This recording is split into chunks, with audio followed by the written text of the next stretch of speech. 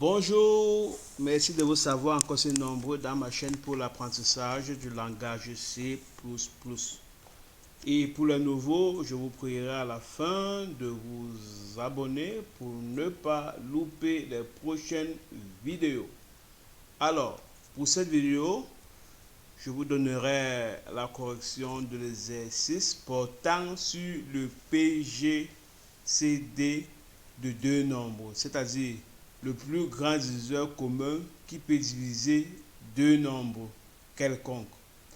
Pour exemple, le PGCD de 15 et 12 est 3 et celui de 24 et 18 est 6. Parce que 6 divise 24 et 18 et c'est le plus grand diviseur commun entre 24 et 18. Ok, sans plus tarder, allons-y. Tout d'abord, je déclare deux variables NB et NB1. Ce sont les variables pour lesquelles on désire trouver le PGCD. Ok. Ensuite, je déclare une autre variable PGDC. PGCD.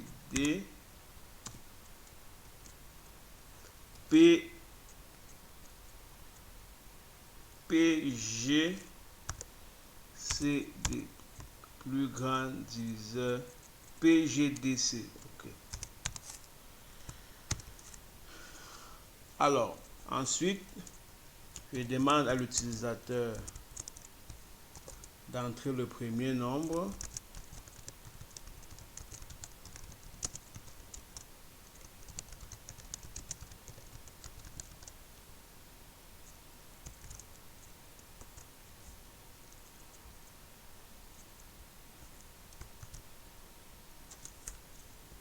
Ensuite, je lis ce nombre saisi par l'utilisateur, NB. Ok, pour aller plus vite, je fais la même chose pour saisir le deuxième nombre. Ici, là, je change juste entrée.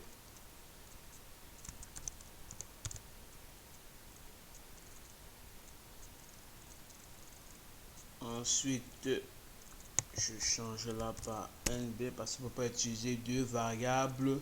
On ne peut pas entrer les deux mêmes variables. Donc, c'est pour ça que je prends la NB1.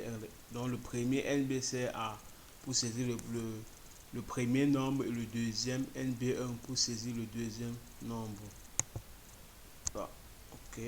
Ici, pour que ce soit plus grand divisé, donc le PG, c'est le PGDC. Ok. Ok. Ensuite, je déclare ma boucle for. Je déclare une variable i qui va me permettre de répéter ma boucle for autant de fois que l'instruction à répéter sera vraie, comme nous avons vu dans le cours sur les boucles. Et je déclare cette variable à j'initialise cette variable à i égale à 2. Ensuite, je mets la condition. Donc, je prends ici pour mon raisonnement, je veux faire deux conditions. Une condition, il faudrait que i soit inférieur ou égal au premier nombre. Et aussi, il faudrait que i soit inférieur ou égal au second nombre. Parce que le PGDC d'un nombre doit être toujours inférieur. Donc, le diviseur d'un nombre doit toujours être inférieur ou égal à ce nombre, pas supérieur. C'est pour ça que je fais cette condition-ci, que le i qui servira à répéter notre boucle autant de fois, et en même temps, qui va nous permettre à chaque fois de trouver le diviseur commun qui existe, qui a entre les deux nombres saisis par l'utilisateur, c'est-à-dire NB et NB1. Et ensuite, je n'oublie pas d'incrémenter i de 1 à chaque fois. Ensuite, accolade ouvrant accolade fermante. Je fais une condition en faisant utilisant le modulo. Donc ici, si NB est divisible par I, c'est-à-dire si I modulo NB égale à 0,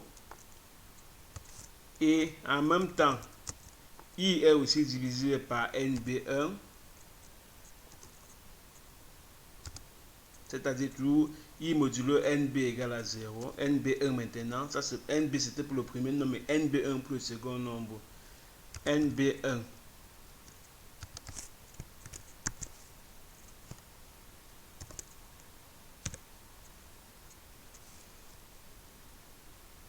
égale à 0, alors ça veut dire qu'on a trouvé le PGDC. On met la PGDC.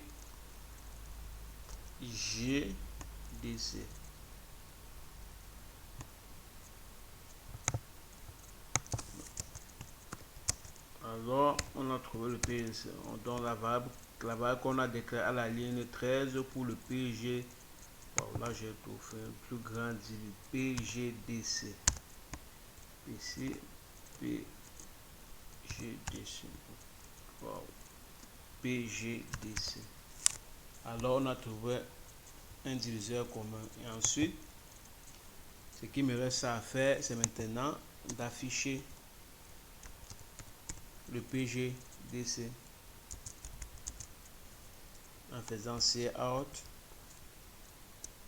un peu de texte, le PGDC2, ensuite NB1 pour le premier nombre, ensuite et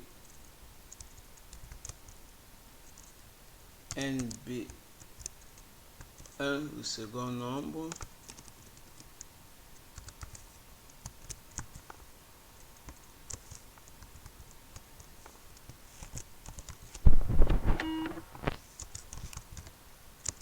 est dans 2 points est PGDC. Ensuite, le point virgule. Non, on n'a pas besoin de ceci. On enregistre et puis ici on va de compiler pour voir ce que ça donne comme résultat. On compile.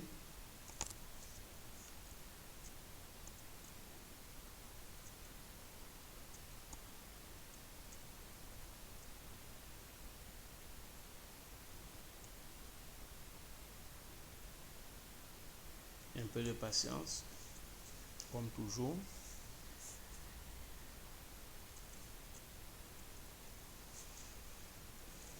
Un peu de patience. Ok, on y est presque. Un peu de patience. Un peu de patience. On y est presque. Ok.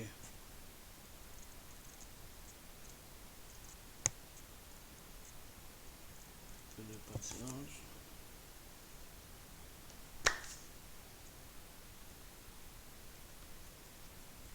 Ok, encore quelques secondes jusqu'à ce que le compilateur affiche ce que nous venons de donner comme code. Un peu de patience.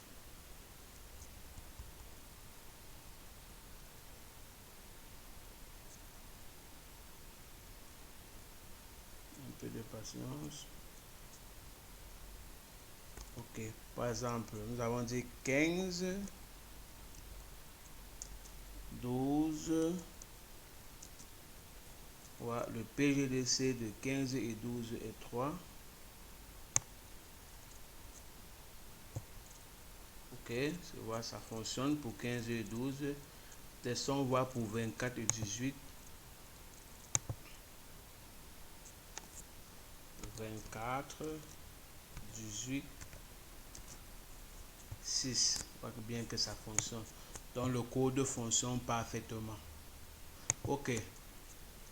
En résumé, donc mon résumé est le suivant. Donc je déclare deux variables NB1, NB et NB1. Donc ce sont les variables, les nombres saisis par l'utilisateur NB1 là, que je lis à la ligne 17, et NB que je lis à la ligne 15. Ensuite, je fais une boucle for pour pouvoir répéter cette instruction à chaque fois que la variable i sera divisible aussi bien par NB que par NB1. Donc, si cette condition, c'est si N modulo I égale à 0 et NB1 modulo I est aussi égal à 0, alors le PGDC égale à I. Et puis à la ligne 25, j'affiche juste le PGDC. C'est tout. Donc, ce code n'était pas si compliqué. Il fallait juste un peu réfléchir. Donc, j'espère que vous n'avez pas trouvé ce programme ou dans cet exercice difficile. Bon, si c'est le cas, voilà la correction. J'espère qu'avec mes explications, vous avez mieux compris. Si ce n'est pas le cas, n'hésitez surtout pas à me poser les questions en dessous de la vidéo, c'est-à-dire dans les commentaires. Donc, sur ce, nous arrivons au terme de cette nouvelle vidéo. Je vous remercie vraiment très chaleureusement de m'avoir suivi encore une fois de plus. Surtout, ne manquez pas de liker la vidéo et de la partager au maximum possible. Allez, bonne journée. Merci. Ciao. Bye.